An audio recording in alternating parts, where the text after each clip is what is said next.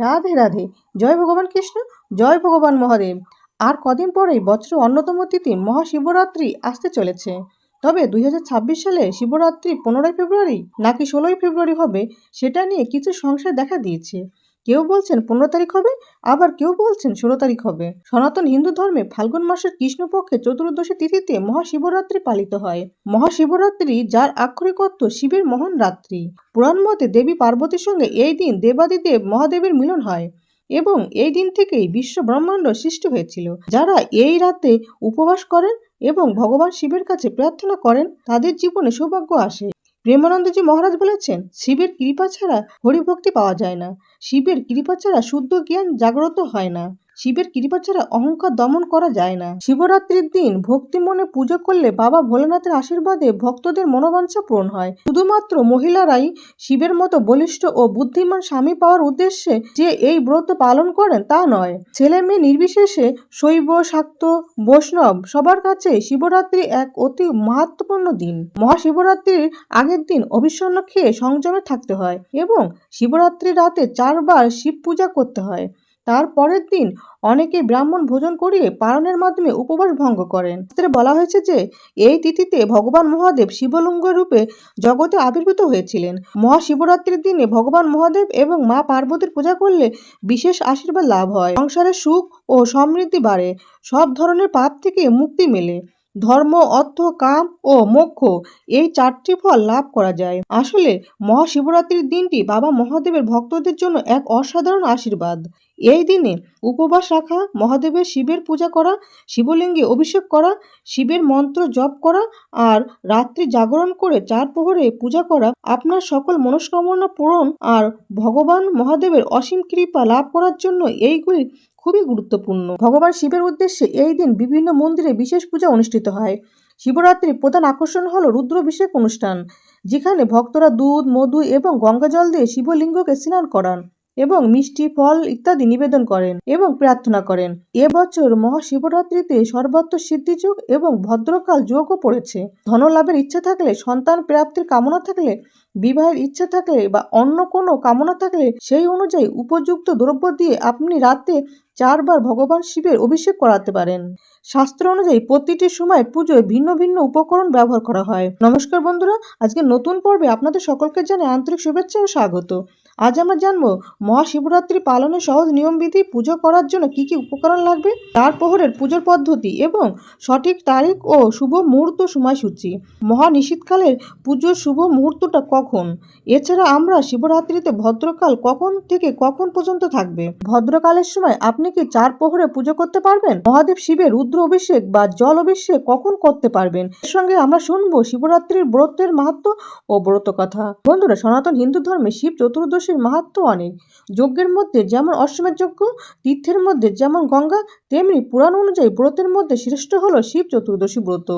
তাই শিবরাত্রির ব্রত পালন করলে ধর্ম, অর্থ, কাম আর মোক্ষ এই চতুর্বিধ ফল লাভ হয়। মহাশিবরাত্রির পুজোর শ্রেষ্ঠ সময় হলো নিশীথকাল। চতুর্দশী তিথিতে 4 প্রহরে 4 বার পূজা হয়। অনেকে কোনো একটি প্রহরে অথবা 4 প্রহরেই পুজো করে থাকেন। শাস্ত্র মতে মহাশিবরাত্রি তিথিতে সন্ধ্যাবেলা স্নানের পর শিবের পূজা করা উচিত। বন্ধুরা, পঞ্জিকা অনুসারে আগামী 15ই ফেব্রুয়ারি 2026 রবিবার বিকাল 5:06 চতুর্দশী তিথি শুরু হচ্ছে এবং 16ই ফেব্রুয়ারি সোমবার সন্ধ্যা 5:35 পর্যন্ত চতুর্দশী থাকবে। 15ই ফেব্রুয়ারি রবিবার শিবরাত্রির ব্রত ও উপবাস পালিত হবে এবং পালনের সময়টা হলো 16ই ফেব্রুয়ারি সোমবার ভোর 6:13 থেকে সকাল 9:58 মধ্যে মহাশিবরাত্রি পালন করে নেবেন। রবিবার সকালে ব্রহ্ম মুহূর্ত ভোর 5:26 থেকে ভোর 6:14 পর্যন্ত থাকবে। শিবরাত্রির উপবাসে সংকল্প ব্রহ্ম মুহূর্তে নিতে পারলে সবচেয়ে ভালো হয়।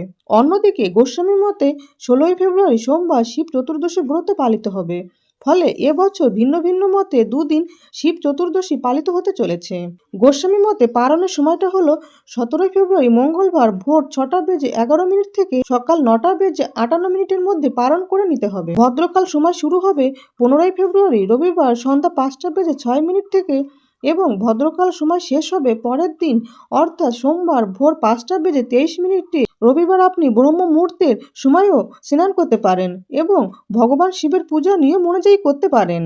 অমৃতকাল চলবে দুপুর 1টা বেজে দুপুর 2টো বেজে 41 মিনিট পর্যন্ত এবং অভিজিৎ মুহূর্ত থাকবে দুপুর 12টা বেজে 18 মিনিট থেকে দুপুর 1টা বেজে 3 মিনিট পর্যন্ত।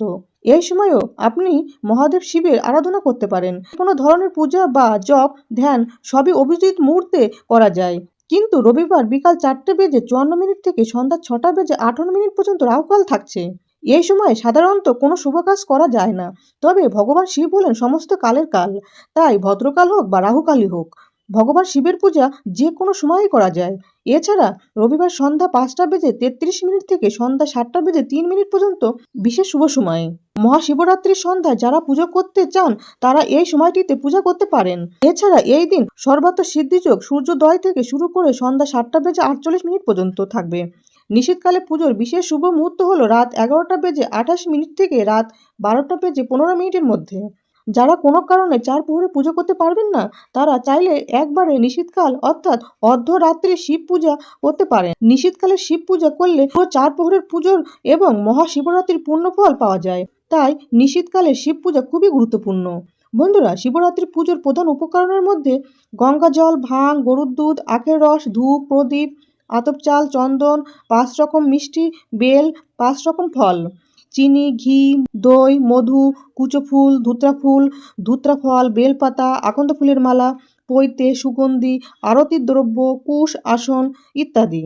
বন্ধুরা, এবার আমরা জেনে নেব 2026 সালে শিব চতুর্দশী 4 প্রহরের পুজোর শুভ মুহূর্ত, পুজোর নিয়ম বিধি এবং মন্ত্র। মহাশিবরাত্রির উপবাস সন্ধ্যা থেকে শুরু করে পরের দিন সূর্যোদয় থেকে ব্রহ্ম মুহূর্ত পর্যন্ত চলে। বাবা মহাদেব হলেন ধর্ম, অর্থ, কাম ও মোক্ষের দাতা, তাই 15 ফেব্রুয়ারি 2026 রবিবার সন্ধ্যায় প্রথম প্রহরের শিব পূজা হবে সন্ধ্যা 6টা বেজে 11 মিনিট থেকে রাত 9টা বেজে 23 মিনিট পর্যন্ত। প্রথম প্রহরে ওং ঈশানায় নমঃ এই মন্ত্রে দুধ দিয়ে স্নান করিয়ে পূজা করতে হয়। এই পুজোয় ধর্ম লাভ হয়। দ্বিতীয় প্রহরে শিব পূজা হবে রবিবার রাত 9টা বেজে 23 মিনিট থেকে রাত 12টা বেজে 35 মিনিট পর্যন্ত। দ্বিতীয় প্রহরে ওং অগরায় নমঃ এই মন্ত্রে দই দিয়ে স্নান করিয়ে পূজা করতে হয়। এই পুজোয় অর্থ লাভ হয়। তৃতীয় প্রহরে শিব পূজা হবে রবিবার রাত 12টা বেজে 35 মিনিট থেকে শেষ রাত 3টে বেজে 47 মিনিট পর্যন্ত। তৃতীয় প্রহরে ওং বামদেবায় নমঃ এই মন্ত্রে ঘি দিয়ে স্নান করিয়ে পূজা করতে হয়। পুজোয় কামনা পূর্ণ হয়। চতুর্থ প্রহরে শিব পূজা হবে রবিবার শেষ রাত 3টে বেজে 47 মিনিট থেকে পরের দিন অর্থাৎ সোমবার ভোর 6টা বেজে 49 মিনিট পর্যন্ত। চতুর্থ প্রহরে ওং সদ্যোজাতায় নমঃ এই মন্ত্রে মধু দিয়ে স্নান করিয়ে পূজা করতে হয়। এই পুজোয় মোক্ষ লাভ হয়। প্রত্যেক প্রহরে পুজোর সময় প্রার্থনা করতে হয়, হে মহাদেব শিব, তোমাকে নমস্কার, তুমি সৌভাগ্য, আরোগ্য, বিদ্যা, অর্থ, স্বর্গ দিয়ে থাকো, তাই এগুলো তোমার কাছে প্রার্থনা করছি। হে গৌরীপতি, তুমি আমাদের ধর্ম, জ্ঞান, সৌভাগ্য, কাম, সন্তান ও আয়ু দাও।